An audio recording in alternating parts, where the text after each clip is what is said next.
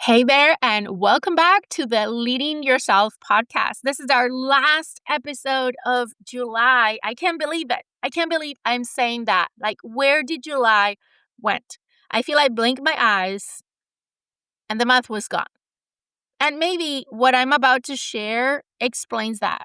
The fact that I've been traveling for 6 weeks nonstop, I would say 7 weeks out of the last 10. That's a lot of travel. And it was a combination of vacation. We went to Spain to visit my family, to visit some schools for my son, and then came back. I was home for literally 24 hours, enough to do laundry and change the clothes in my suitcase. And then I head back to the other side of the pond to France for work. Came back again, 24 hours at home, enough to change my suitcase, and then went to Canada for work. And then I came back. I've been home for maybe a week and a half now, trying to settle in back home. And to be honest, after all this travel and all the time spent on planes, I have been sitting with this episode now for a few days because I was not sure how to frame it, even if it would fit at all with the theme of the month or just the new format, right, with our monthly themes. And then I realized that this is actually the most fitting theme that I could bring you to close this series because we have spent all of July asking ourselves, are we still in the right path? We've been doing a mid-year check-in from our life standpoint, from a career standpoint. And what happened to me in this trip is exactly that. Except I did not find it in my career or in a big life decision. I found it in my daily routines, the small stuff, the stuff that I thought I had all figured out. So today is a little different. There is no frameworks, there is no teaching. It's just me telling you what happened, the things that I noticed, and what am I doing differently because of it. Like, we are sitting down over coffee and I'm catching you up because that is really what this episode is going to be like. So let's dive in.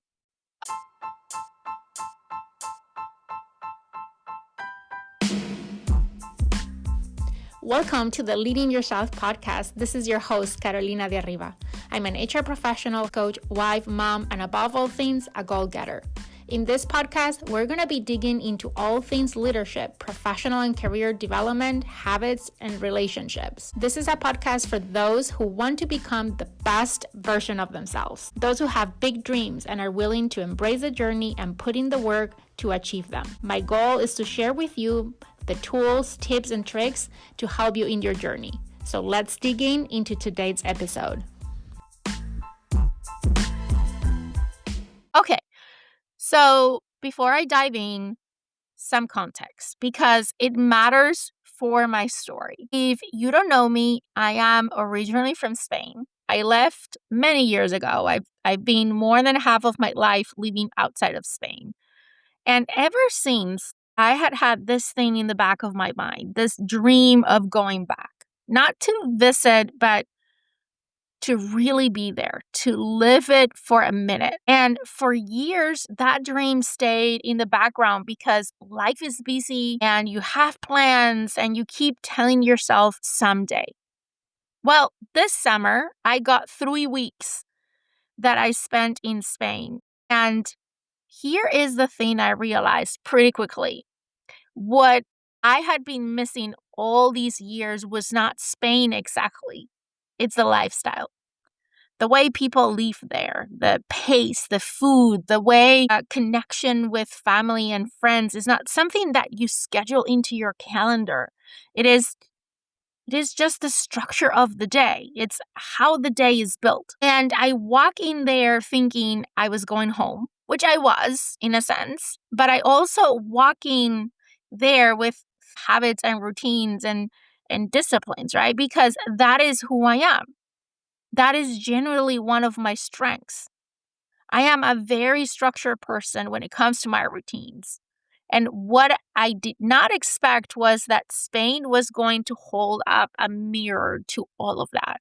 Not in a bad way, but like in a clarified way. because I was not there as a tourist, right? I was not there on vacation mode. I was like living there with family, doing normal things, moving through normal days. And because of that, the contrast was right up on my face in a way that it would have not been if I was just there on a tourist version trip. My routines, the ones I have built so carefully, the ones that I'm generally so proud of, look really different against the backdrop being there in Spain. And not all of them look good. I'm just going to say that. I'm going to start by saying that. Let me tell you about all of it. And I'm going to start with the meals first because this one, like, it hit me right away. I track my food. I have macros. I set goals for myself. I know what I need to eat to support my goals and my training and my health. And that is not wrong. I mean, don't take me wrong. It has served me in a lot of ways. And it's not something that I'm just going to stop doing. But what I watched in Spain was my family sitting down for lunch and the meal taking 2 hours. Not because there was a lot of food, but because the meal was the point, right? The conversation was the point. Nobody was there to refuel and move on. They were there because eating together is one of the main ways you connect with the people that you love. And I sat there the first few days. Part of me was like, okay, I have things to do. And I had not just noticed that because that reaction was telling me something about how far I had drifted from the relationship with food that I grew up with. Somewhere along the way, I had turned eating into a task, into data, into something I manage rather than something that I experience. And I did not even realize it was happening. Then there was the walking. In Spain, nobody goes for a walk as exercise. I mean, there are a lot of people who do, but the majority don't. They just walk. They walk to get somewhere, to be outside, to be with someone. They walk to go to the grocery store. They walk to go to the doctor or the bank. They walk to go shopping. They walk after dinner to take a paseo, not because they need to hit a goal or they're low on their steps. I would argue that the majority of people don't even know how many steps they walk on a day. They don't track it. They walk because that is what you do in the evening. And I started doing it just naturally, falling into the rhythm of it, falling back into the rhythm of it. And something happened to my body that I could actually measure it. I did because, I measure everything. I have all these devices and I track all the things. My HRV, if you are familiar with that, heart rate variability went up significantly. I don't think I've seen that high of a number ever since I started tracking my HRV. For anyone who tracks heart rate variability, it is one of the best data points you have for how well your nervous system is recovering, how stressed your body actually is underneath everything. And mine went up in a way I had not seen. And I am someone who has a whole protocol around this. I track it, I adjust it, I take it seriously. I do all the things in order to improve my HRV. And 3 weeks, just 3 weeks of living in Spain at that pace of the Spain way of living did more for it than any system that I have implemented at home. And I thought about why, right? Why? Why is this happening? And the honest answer, it was not one thing. It was the pace. It was the food, like real seasonal, not tracked, just good food. It was the walking. It was going hours without looking at my phone and not even noticing. That one actually surprised me. I would look up and realize I had not checked anything in 3 or 4 hours and I felt completely fine. Better than fine. present in a way I had not felt in a long time. It was the connection, sitting with family, being it, playing games at night around the table, not performing, being on top of things. It was the mornings that started slow with coffee outside in the balcony before anything had to happen. All of it together, just doing something for my nervous system that my very structured, very intentional routine at home has not been able to do. And here's what got me. Nobody in Spain was trying to do any of this. There was no wellness program. Nobody was optimizing their recovery or their nutrition or their goals. They were just living. And the health stuff was happening as a side effect of how the life was built. The walk after dinner is not a recovery strategy. It is just what you do in the evening. The long lunch is not mindful eating. It's just lunch. That connection is not a longevity protocol. It is just a Tuesday. And I kept sitting with that because it was so different from how I have been approaching everything. I had been adding health into my life as a separate layer of effort, whether it was a workout, the tracking, the protocols, the optimization. And what Spain was showing me is a different way of thinking about it entirely. What if instead of making time for health, prioritizing health in a structured way, you just build a life where it happens naturally, where the structure of your day makes the good stuff the default instead of the extra thing you have to fit in? That question followed me through the whole trip. Once I had that aha moment, I was looking for all those things to try to figure out how can I build this puzzle back home. And it was very much on my mind on the plane back home. I was already thinking, okay, how am I going to approach life differently? That is a very different question, right? I always ask, what can I change? What can I adjust? What can I do differently? And on my way back from my trip, I was thinking, how can I do life different? How can I approach life differently? I never asked that question because I've always been conditioned by the life here. It is very different. Like, I could not replicate exactly what I lived in Spain here because it is different. I can't walk to the grocery store where I live. I can't walk to the doctor. I can walk anywhere. I need my car, right? There are limitations conditioned by the environment. But within those limitations, how can I do life differently? So here's what I thought was going to happen when I landed. I thought I was going to be relieved to get back to my routines, and I was. I generally love my structure. I had missed it. There is something really grounding about being back in your own life with your own things and your own rhythms. But I could not just go back to them the way they were because I could see them now in a way I had not been able to see them before. 3 weeks of living differently had given me this distance that I did not have when I was inside my own normal everyday. And from that distance, some of my routines look really different than I thought they did. Some of them were still great, still serving me, still right for where I am. And I want to keep those. I want to protect those. But some of them, and this is the honest part, I was doing out of habit, out of identity, because I am a disciplined person. And this is what disciplined people do. Not because I had recently sat down and evaluated where this particular thing was still right thing for this particular season of my life. And that is the question I came home with.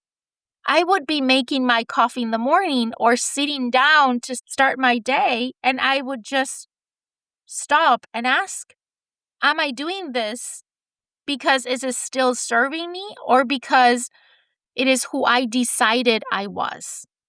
These are different things. And I think a lot of us, especially people who are generally disciplined or intentional, people who have built strong routines and are proud of them, we can get to a place where their routine stops being a choice and becomes an identity.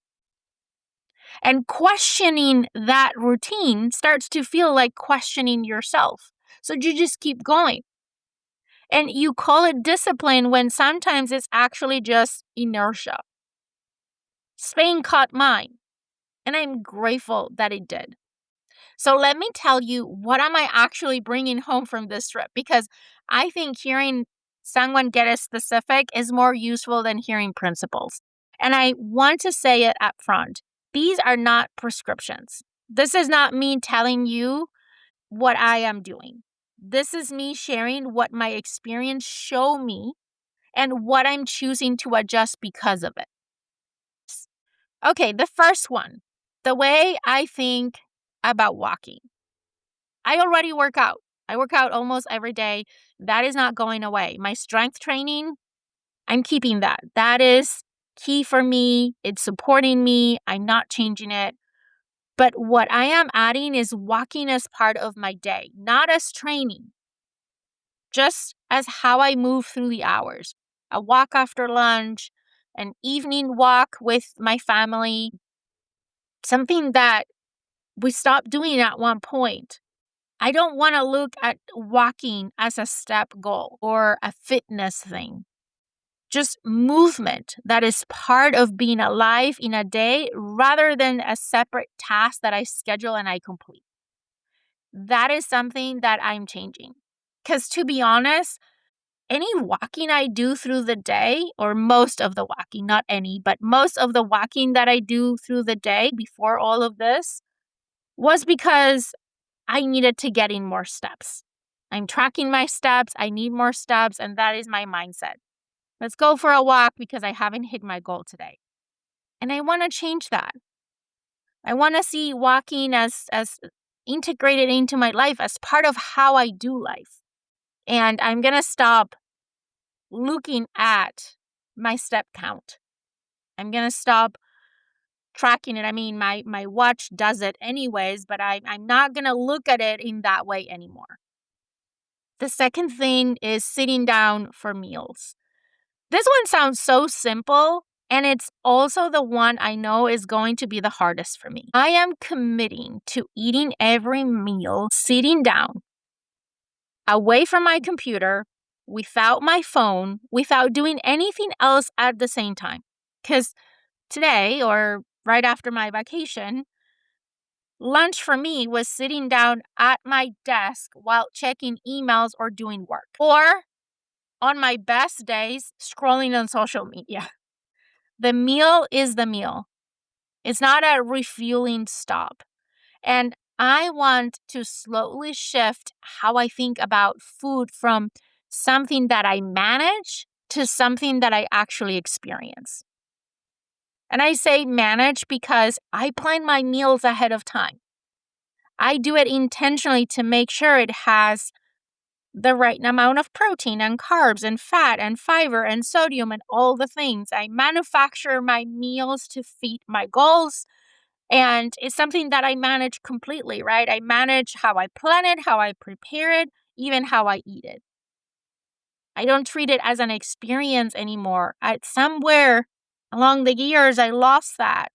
And Spain reminded me of that. I want more of the Mediterranean mindset, less tracked, more present.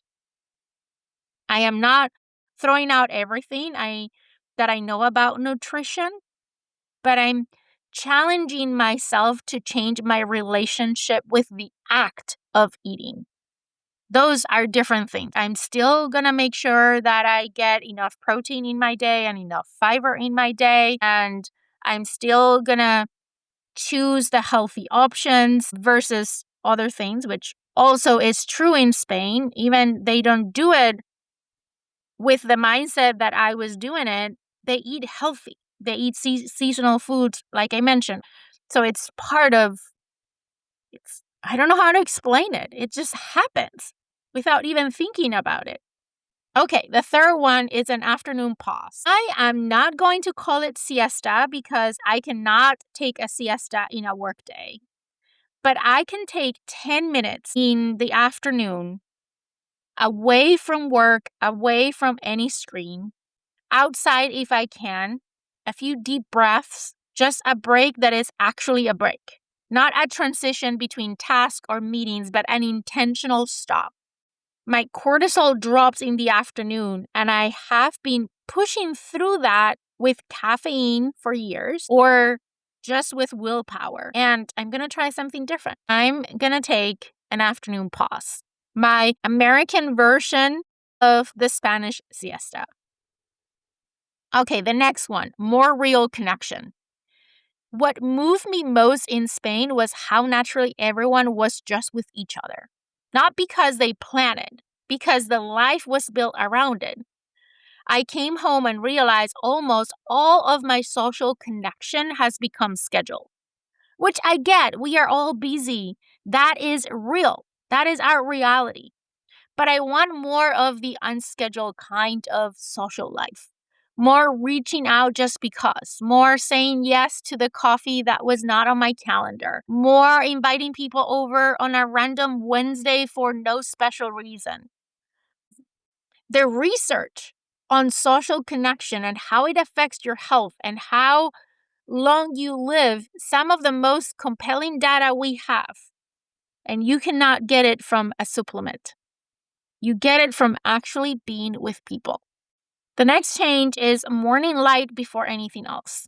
Well, maybe not before everything else, but right when the sun comes out.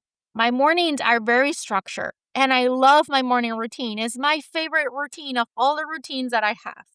I wake up, I work out. I now have added other things in between, but then I get ready, and then I get the kids ready, and then I take them to the bus stop, my daughter, not my son anymore, and then I start my day.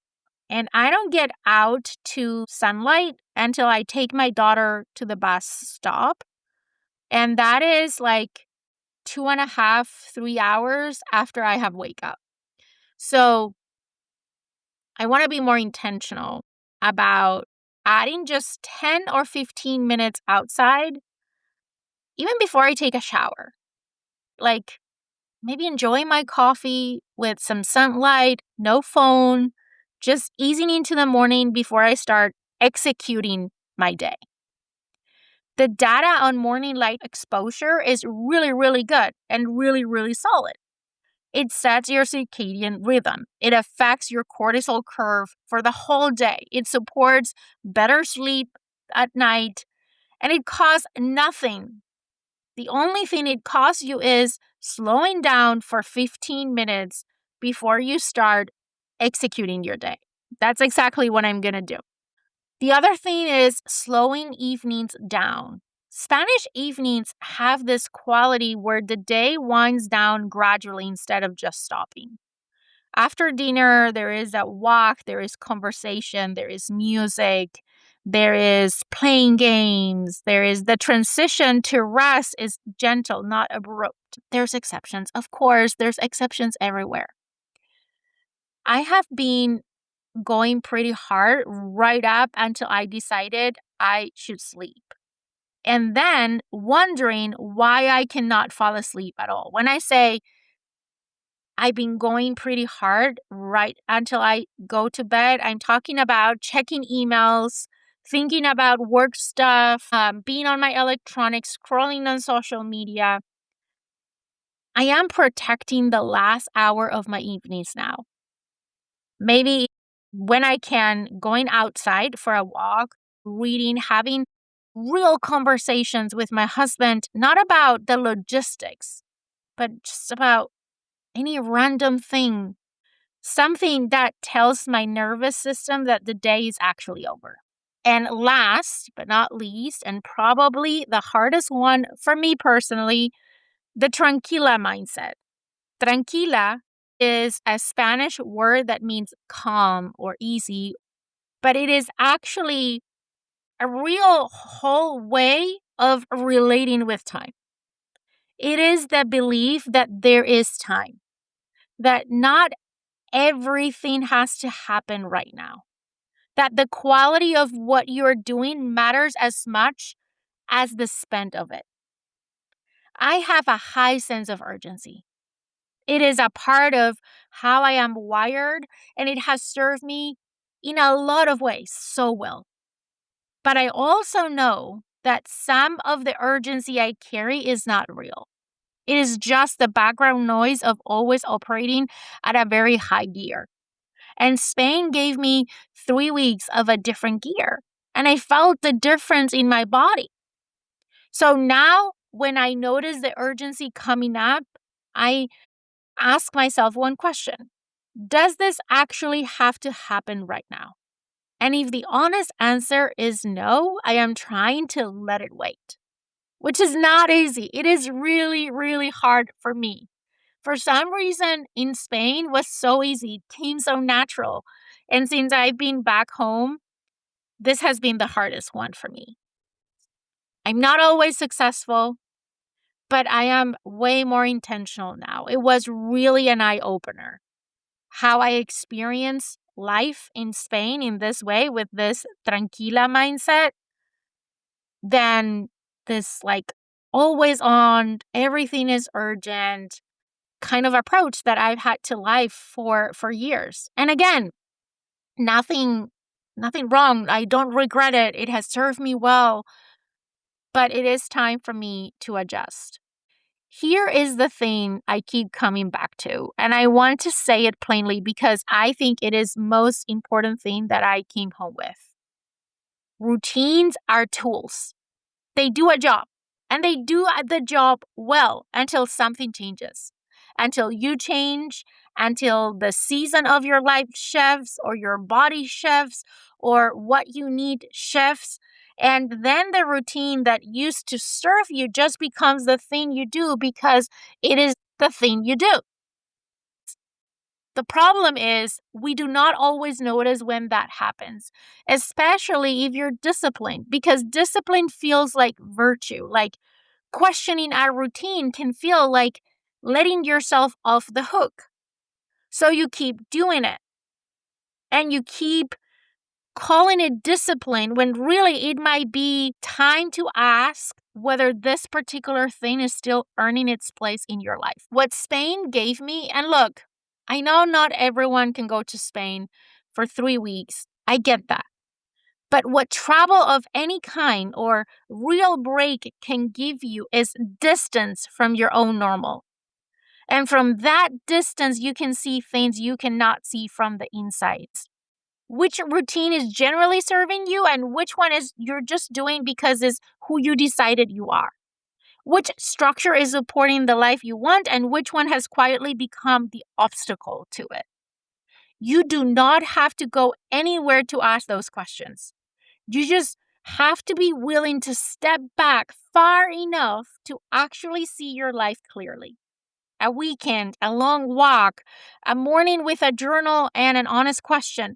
Something that gets you outside your own routine long enough to evaluate your routine. The question I want to leave you with, the one that I came home asking myself and I'm still asking is this: are your routines serving who you are becoming or who you used to be? Because there is a difference, and it is worth knowing which one you are leaving. That is 4 weeks of mid-year recalibration. A life check-in, a career check-in, a framework for adjusting without starting over. And today was just friends chatting over coffee and me catching you up of my latest trips. Are you still on your path? That is the question we've been asking all month long. And I hope by now you have at least one honest answer. Something you saw that you have not quite looking at. A move you made or you're thinking about making. A routine that you're going to sit with differently. A question you gave yourself permission to ask. Any of that counts. It all counts. Thank you so much for being here this month. I mean that. This kind of reflection, the quiet kind, the kind nobody sees you doing, is some of the most important work there is. And you show up for this. So thank you for showing up for yourself this month. I will see you next month with a new theme, with a new episode. Hope you have an amazing rest of the month, whatever is left in this month. I can't believe it. We're at the end of July. But I'll see you back in August. Have a great rest of your week. Take care.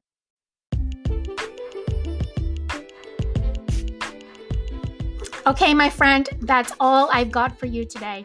But before you go, 2 quick reminders. Number 1, if we're not already friends on Instagram, let's get connected. You can find me as Leading Yourself Podcast. Number 2, make sure you're subscribed to the podcast so you never miss an episode. Thank you so much for joining me today. I am incredibly grateful that you're in this journey with me. I want to leave you with one last thought.